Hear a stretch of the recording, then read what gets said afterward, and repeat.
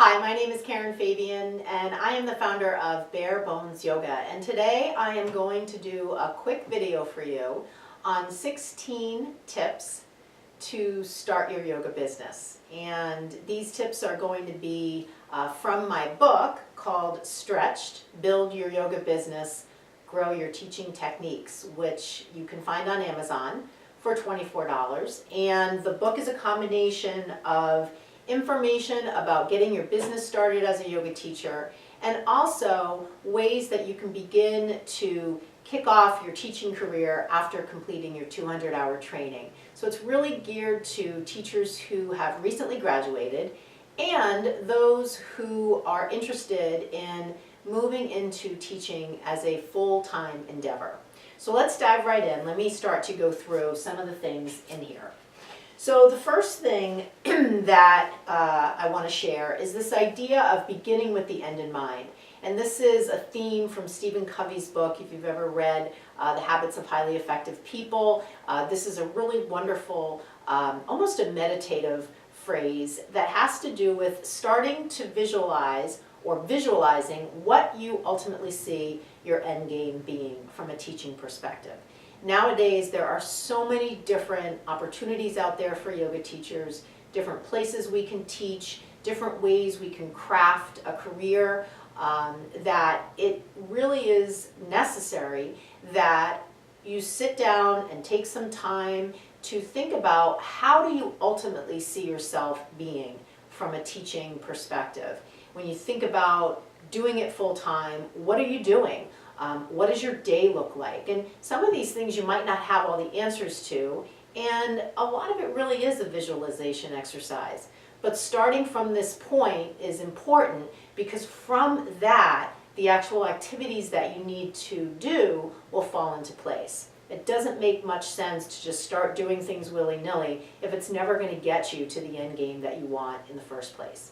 And it doesn't necessarily mean that the first thing you think of is going to be where you end up. You know, I can certainly say for myself, I've been teaching for 15 years. I've been working for myself for almost 10. I've changed things along the way, but I always started out with a vision. What did I want my teaching career to look like? So that's the first thing. The next thing is to set up your business dashboard. Now you might be thinking, what the heck is a business dashboard? So for that, I'm going to direct you to my website, barebonesyoga.com. If you're visiting the website for the first page, you're going to hit my landing page, which is barebonesyoga.com/landing. And if you've already been to my website a couple times, you're going to have to actually put that URL in order to get to the landing page itself. And on the landing page, you're going to see a little icon that says, do you want to start a yoga business? And that, when you click on that, it's going to bring you to a downloadable template, which is my proprietary worksheet called your business dashboard. And a business dashboard is basically an Excel spreadsheet that forces you, really, to start to map out the activities that you see yourself doing that will earn you money, will be able to earn you money at a rate that covers your bills, and then some. And what I mean by and then some brings me to tip number 3, which is knowing what your dream big number is. And I call my dream big number how much money I want to make in a year that more than pays my bills, allows me money for saving for retirement, allows me a special cushion fund of money, allows me money for trips and doing fun things. So it's really more than just covering your budget. It's the dream big number that you would ideally like to make. And the business dashboard will give you the template you can use to start to map out the activities that you'll be doing to earn something towards that. And what the dashboard helps you do is figure out what activities you need to go out and market yourself to get, and what activities you currently have, revenue generating activities, where you're earning money. So it allows you to see the difference between your current earning in the teaching arena and what activities you need to go out and find, and what that difference is from a financial perspective. So, of course, when you first start out teaching yoga, you're not going to have a lot of studios on your list. You're going to be out there, kind of marketing yourself as a yoga teacher. Maybe you have a good number of studio classes, but now you need to add workshops and retreats. Maybe you've decided, like me, that you want to have a pretty involved online component. So maybe there will be activities that you're going to put on your business dashboard that have to do with paid webinars or writing books like I've done, or creating online courses. So there's many different ways, kind of a recipe, to make this happen. But your business dashboard will be a way for you to track all this information, and it's really a way to kind of check yourself. I can say that many times when I meet with new yoga teachers and they want to quit their full-time job to go into teaching full-time, I always say, stop, don't do it. Let's start to map out how much money you need to make just to cover your bills. And when they see the difference between what they're currently doing and how many new opportunities they need to get just to make their budget number, they quickly realize that they'd be best to stay in their current job and start to build their business on the side. And I can certainly say that's a really wise decision, and one that will protect you from a financial standpoint and prevent you from really having a whole bunch of unnecessary stress as you're starting to grow your business. Okay, so number 3 we talked about, the daily dream big number. Number 4 is identify the teaching and non-teaching wellness opportunities you need to book in order to reach your dream big number. So that's what I was speaking about before, this idea that you need to start to brainstorm what are different things that you're going to do to earn this money. The next thing is to create a spreadsheet to track revenue. As soon as you begin teaching, you need to track your earnings separately from all the other money that you have and earnings you have from, let's say, your regular job or different side jobs, because you'll need to use this not only for tax preparation, but just so you can begin to evaluate your teaching. And from a business perspective, take a look at it. So I basically just use Excel. I have a spreadsheet for every year I've taught since 2002. It makes it really easy at tax time to pull together the information, and it also allows me to compare from year to year, from quarter to quarter. So start that spreadsheet now for your teaching revenue. The next thing is to start a spreadsheet to track expenses. And I can't say enough about this. This is so important. Right now as I sit here, it's the middle of February. People are starting to scramble to get their tax information together. I can tell you every year that I do my taxes, because I have great record keeping, it probably takes me about an hour to get all the information together, all the spreadsheet information together, and to send it to my accountant. And for many of my colleagues, it takes a lot of time to find receipts and to back enter data into their spreadsheet or whatever they're using. You don't need to buy a fancy program. You just need to have the discipline to enter any expenses related to your yoga teaching career, job, into a spreadsheet to track expenses. And I will tell you that it's very helpful and almost critical to start to categorize your expenses by category. So it might be things like post office or transportation, or office supplies or website costs, things like that. So start to develop your own categories and just use them from year to year. The next thing is use your business dashboard to track leads and their individual status. So your business dashboard is going to be more than just where you track your dream big number and your activities that you need to add to your repertoire in order to earn something close to what that number is. It's also going to be the central repository where you track business leads. So I have different spreadsheet tabs that identify different areas that I'm pursuing. So I might have something for children's yoga, I might have something for corporate yoga, I might have something for wellness workshops. So you can create whatever things are pertinent to you and the kind of business you want to create, and then start to enter leads, conversations with leads, status of leads. So it essentially becomes kind of like your Salesforce database. So you're always keeping yourself accountable, you always know what leads are pending, you're following leads until closure, and so there's never that feeling of, I don't really know what's in the pipeline, I don't really know the status of this thing, I have to go back and look for an email. You're going to have that backup documentation, but you're going to keep all your leads and their status in your business dashboard, categorized on tabs that identify kind of the business category that they fall into. All right, the next thing is open a bank account for your business. Do not take your earnings from yoga and just dump it into your regular checking account where all your other money goes. It's really important just for record keeping purposes and revenue tracking purposes, and not so much tax purposes, but just to kind of keep your earnings clean in terms of not contaminating your yoga earnings with other personal earnings from corporate jobs or things like that. So go to your local bank, talk to them on the phone. I like to have, and I do have, my business accounts at the same bank where I have my personal account.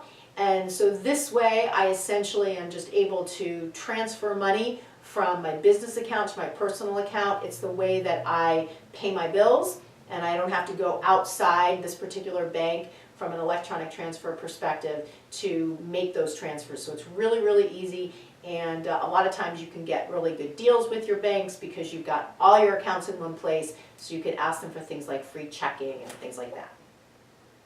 So the next tip is pay yourself first. This is really hard, and this theory comes from a book called The Automatic Millionaire, and it has to do with the idea that when you work for yourself, it's really, really important that you pay yourself first, because if you're not going to do it, no one's going to do it. So even if it's just a token payment, even if every time you get a check from one of the studios that you teach at, you take $50 and you put it in a savings account, do that, because it really mentally makes a big difference. It's a way for you to acknowledge yourself for being an independent worker, a contractor, entrepreneur. It's a way for you to sock some money away and to start to develop a nest egg. It's a way for you to begin to develop the discipline to saving money. So when you get paid, the first person you pay should be you.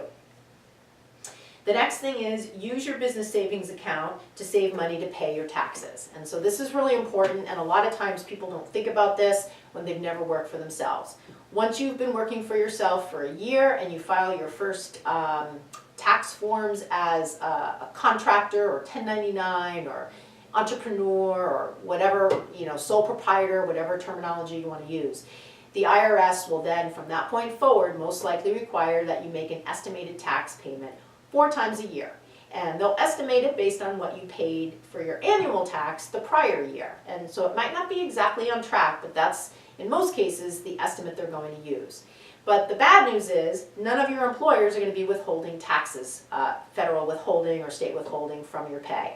So if you don't do it, every time the quarter ends and you need to send the estimated payment in to your local government and the IRS, you're going to have to come up with that money. So in order to ease your pain, what I usually suggest to people is they put between 10 and 15% of their earnings from each check, yoga-related check, into a business savings account, and that becomes the savings account where you're saving money so that when the quarterly estimated tax payment is due, you've at least got something in there. The next thing is make a checklist of regular weekly activities and create a new one each week. And the good news is if you go to that landing page that I talked about, barebonesyoga.com/landing, you're going to be able to download along with the business dashboard a weekly checklist. And the weekly checklist is going to give you just a suggested list of activities to keep you on track and to keep you organized as you're working throughout the week. The next thing is write a weekly business report. So this is really important too. It's a great way for you to hold yourself accountable to projects that you're working on. It's a way for you to take some time to document what you did during the week and start to plan for your week ahead.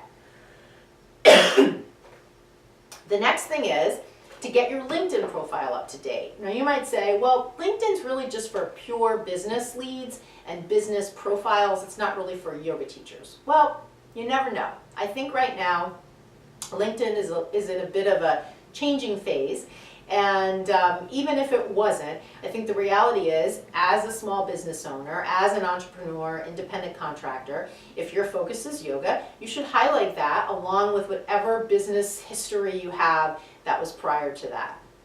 And posting things that are pertinent, certainly to things like corporate yoga, general health and wellness, those are things that can be really helpful and interesting to people that might see your profile on LinkedIn. And also, even if you're posting pure yoga content, as long as it's, you know, appropriate and written, you know, correctly and all of that, I think that can also be things. I've had some really good feedback from people when I've posted what I would think would be just more pure yoga related content, but it actually works well on LinkedIn. But just in general, have your profile up to date, indicate any yoga experience that you're developing, the areas of expertise that you have from a yoga perspective, and you can certainly add that in with the corporate work that you've already done so that someone looks at your profile and they have a full picture of kind of your life story. The next thing is to create a one-page profile that includes all your experience, not just your teaching experience. And this can be helpful when you're going out to studios and you're going to meet with them and you want to give them an idea of who you are. And if you just put, well, I went to yoga teacher training, this is when I took it, these are the studios I'm now teaching at, it really kind of shortchanges the studio owner as to getting a good overall understanding of who you are. So you could probably even just use what's on your LinkedIn profile and just write kind of a one-page, I hate to say resume because that's kind of getting a little outdated now, but just kind of like a one-page profile that you could share with someone electronically or in hard copy that would give them an outline of your background. The next thing is make sure you have teaching insurance. Do not teach a class without teaching insurance. That's really, really important. Kind of goes without saying, but I just mention it. And then the last thing is to investigate what kind of business structure you like. Meet with an attorney, decide if you want to set up an LLC or if you're fine using your social security number and setting yourself up as an individual proprietor. That's certainly something you can do, but if you have a lot of assets and you want to protect them, setting up an LLC can be a good idea. And I would absolutely, I didn't necessarily write this in the book, but I would absolutely get an accountant. Don't try to do your taxes on your own. Work with someone who has experience working with small business owners, and they'll be a great asset for you every year when you pull all your information together. And because you're really organized, they're going to love working with you, and it can really save a lot of headaches for you and help you get the best refund. And they can also be a great resource when you have questions about what's a submittable expense and if there are any changes in the tax code. That person's a great person to touch base with throughout the year as well. So those are the tips. They all come from my book, Stretched, Build Your Yoga Business, Grow Your Teaching Technique. This book is on Amazon for $24. You can get it there anytime.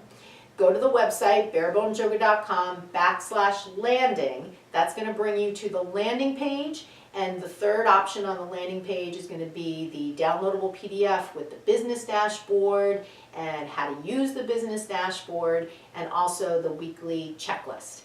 If you have any questions, please send me an email. And I also want to let you know, I'm here on February 12th, 2018. I'm going to be doing a business webinar in the next couple of days, maybe the next week or so. So once you download that information on the business dashboard, you'll be on my mailing list. So that'll give you the best way to stay in touch regarding when that business webinar is coming up. And there'll be a lot more tips about how to start your own business. So I hope you've enjoyed this video on business. I know most of my videos are on the anatomy of yoga, but I love to coach and I do a lot of individual coaching with people who want to start their own yoga businesses. So this is something that's also near and dear to my heart. So thank you so much for watching. And if you have any questions, please send me an email via the website, barebonesyoga.com. Thank you for watching and namaste.